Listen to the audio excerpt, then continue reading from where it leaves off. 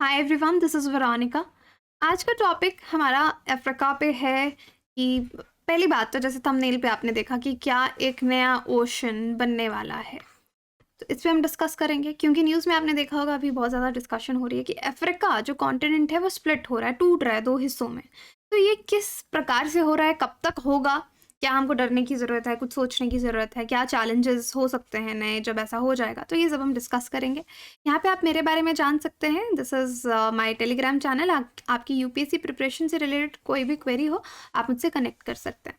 So great rift की बात हो रही है कि अफ्रीका जो कॉन्टिनेंट है, 7 कॉन्टिनेंट है हमारे, हम यहाँ पे अफ्रीका की बात कर रहे हैं। वहाँ पे एक नया ओशन बन सकता है, लेकिन उसके कॉन्सिक्वेंसेस होंगे। वो कॉन्सिक्वेंसेस क्या होंगे ये हम जानेंगे। तो आप देखिए, अभी जो कॉन्टिनेंट्स हैं, अगर आप प्लेट्स वाइज देखें तो यहाँ पे आप देख सकते हैं। तो इस रीजन की हम बात कर रहे हैं, अफ्रीका की हम बात यहाँ पे कर रहे हैं।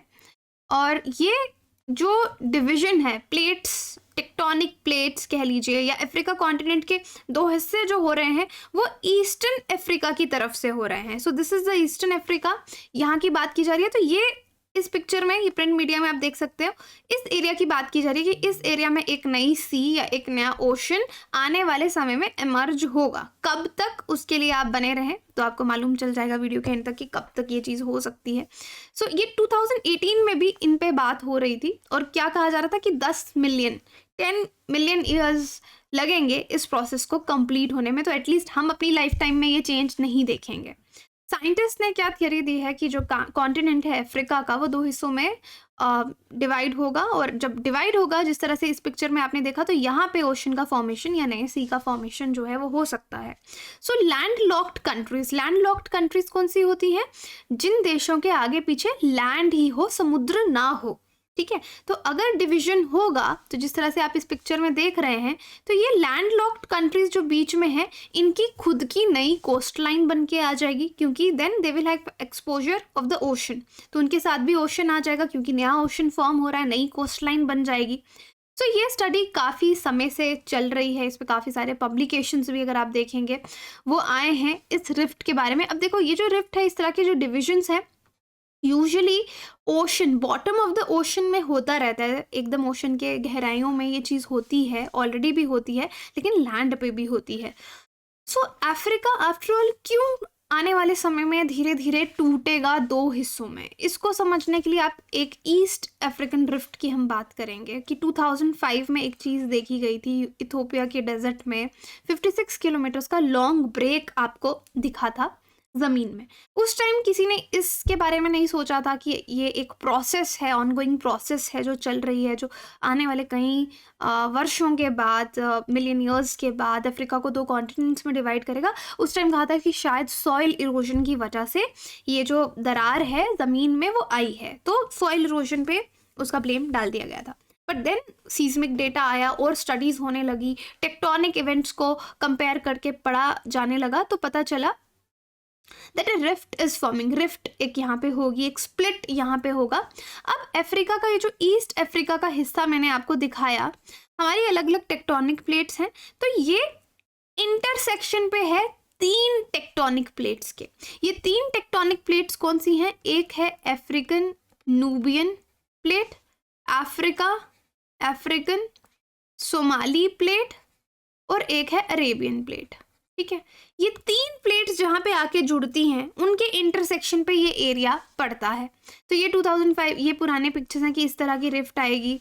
आप देख सकते हैं कि ऑनगोइंग प्रोसेस चल रही है ना। ये जो स्प्लिट है, इंटरसेक्शन है 3 टेक्टोनिक प्लेट्स की, जो मैंने आपको बताई। अब ईस्ट अफ्रीकन रिफ्ट वैली जहाँ पे ये होगा आने वाले समय में, 3000 किलोमीटर तक है। फ्रॉम जिम्बाब्वे, साउथ में जिम्बाब्वे है, to Gulf of Aden north में। सोमाली और नूबियन प्लेट्स जो 2 कंपोनेंट्स हैं, वो अफ्रीकन प्लेट को बनाती हैं। जो पूरा आपका अफ्रीकन प्लेट है, उसके 2 हिस्से हैं, अफ्रीकन नूबियन, अफ्रीकन सोमाली। सो मूरे इनकी जो सैटेलाइट्स डिप्लॉय कर रखी हैं वो यहाँ पे पढ़ते हैं कि बहुत सारे वॉल्केनोज भी हैं। वैसे भी आप देखेंगे जहाँ पे भी इस तरह की इंटरसेक्शन टेक्टोनिक प्लेट्स की होगी वहाँ पे बहुत सारे डॉर्मेंट और एक्टिव वॉल्केनोज आपको देखने को मिलेंगे। ये जियोलॉजिकल प्रोसेस आपकी चलती रहती हैं। अब इस वजह से क्या होगा, जो लैंड लॉक्ड कंट्रीज हैं जिनके आगे पीछे समुद्र नहीं है, जैसे युगांडा हो गया, जाम्बिया हो गया, जब ये स्प्लिट होंगी प्लेट्स जो मैंने आपको पिक्चर में पहले दिखाया, इनकी नई कोस्ट लाइन निकल के सामने आएगी। तो आप देख सकते हैं कि अभी तक ये लैंडलॉक्ड कंट्रीज जहाँ है, so this is your African plate, Nubian plate, ये आपकी Arabian plate, and this is African Somalian plate, this one, this is African Somalian plate. तो उसकी बाउंड्रीज, ये जो आप इंटरसेक्शन ये देख रहे हैं, this is the east African rift zone, ठीक है। प्लेट बाउंड्रीज आप अदरवाइज देखेंगे यहाँ पे।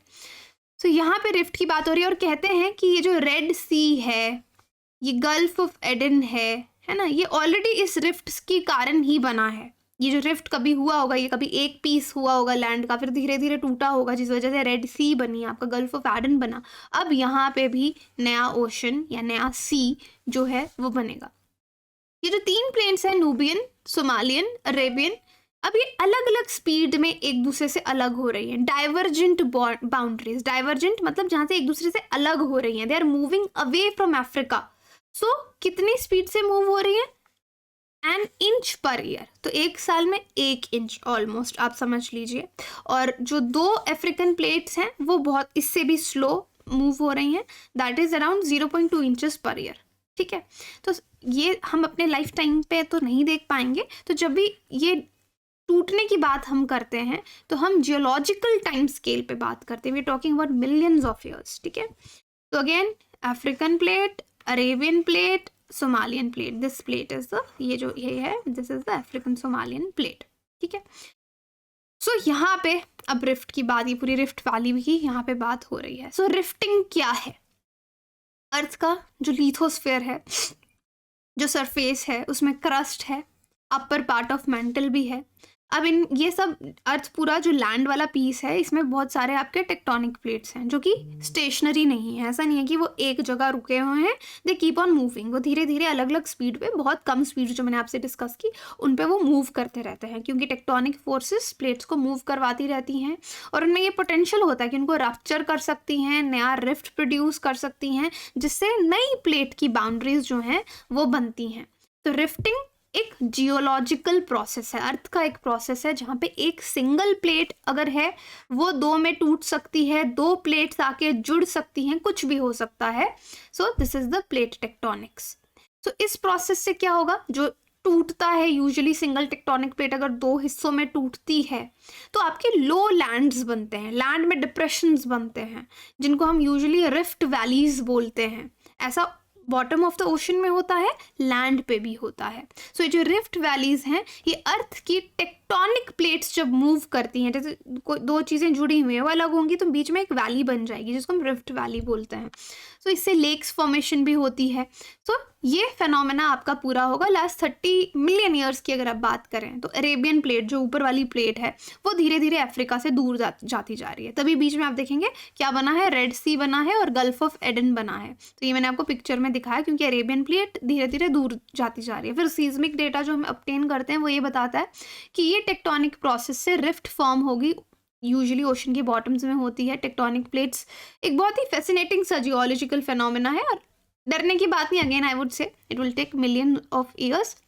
लेकिन जो लैंड लॉक्ड कंट्रीज हैं, जब आने वाले समय में उनको नया कोस्ट लाइन मिल जाएगा तो उन देशों का इकोनॉमिक ग्रोथ भी होगा। चैलेंजेस तो होंगे कि लोग, इम्पैक्ट क्या होगा कि अफ्रीका वैसे भी अगर आप देखें एक ऐसा कॉन्टिनेंट है जहाँ पे लोगों का डिस्प्लेसमेंट होता रहता है, कम्युनिटी डिस्प्लेसमेंट फॉर वन और द अदर रीज़न। ऑब्वियसली इसके रिजल्ट्स इतने भी अच्छे नहीं होंगे, लोगों को आपको हटाना पड़ेगा, किसी की जान भी जा सकती है धीरे धीरे, कभी अर्थक्वेक्स आ रहे हैं, कभी कुछ हो रहा है। बट जो नई कोस्ट लाइन्स आएंगी, बहुत सारी अपॉर्चुनिटीज़ उन लैंड लॉक्ड कंट्रीज़ के लिए लेके आएंगी जिनको वो सी का एक्सपोजर देंगी। तो ट्रेड, इंटरनेट, सबसी इंटरनेट इंफ्रास्ट्रक्चर, बहुत सी चीज़ें उन देशों की इकॉनमी को ट्रांसफॉर्म कर सकती है। So right now Somali Nubian tectonic plates continue एक दूसरे से दूर होती जा रही हैं।